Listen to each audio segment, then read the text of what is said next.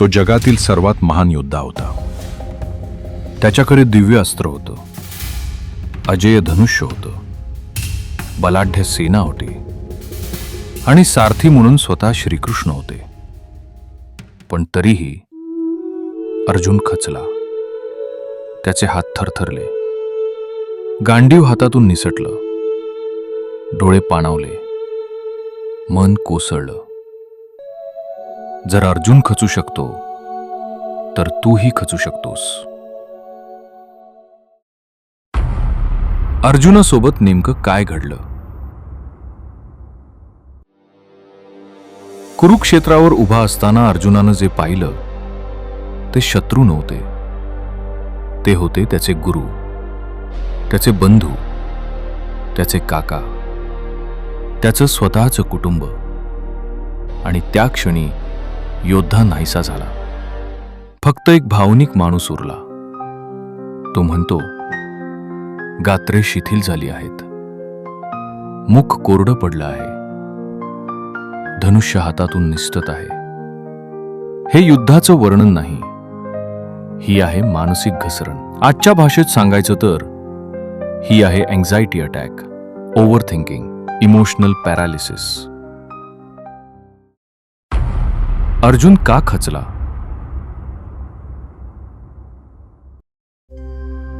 आसक्ती.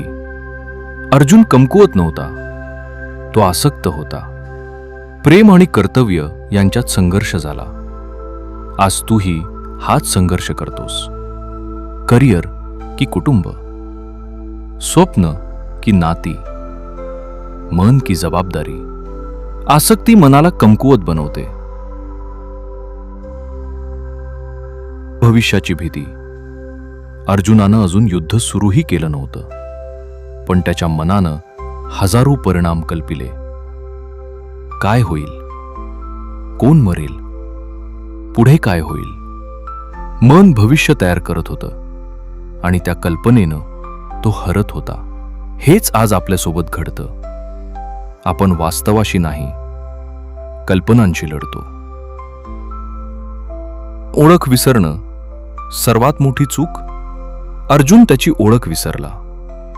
तो योद्धा होता, पण त्या क्षणी तो फक्त घाबरलेला माणूस बनला. जेव्हा तू तुझी क्षमता विसरतोस तेव्हा तू हरतोस. श्रीकृष्णांनी काय केलं? श्रीकृष्णांनी त्याला रडू नकोस असं नाही सांगितलं. त्यांनी त्याची दृष्टी बदलली. न जायते म्रियते वा कदाचित. तू शरीर नाहीस, तू आत्मा आहेस.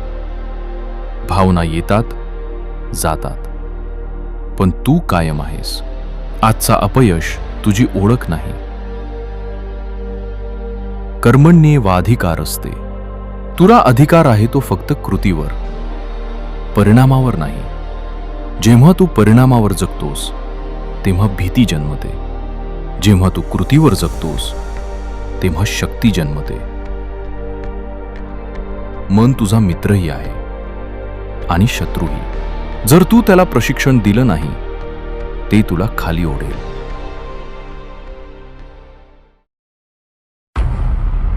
तूही का खचशील?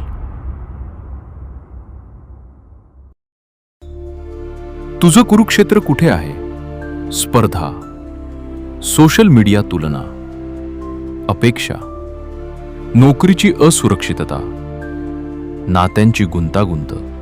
तू दररोज युद्ध लढतो आहेस. आणि जर तू आसक्ती ओळखली नाही, भविष्याची भीती थांबवली नाही, तुझी खरी ओळख समजली नाही, तर तूही खचशील.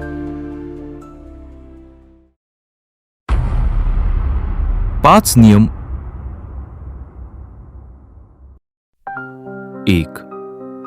भावना तीव्र असताना निर्णय घेऊ नको. 2. प्रेम आणि आसक्ती यात फरक समज. 3. परिणामावर नाही, प्रक्रियेवर लक्ष दे. 4.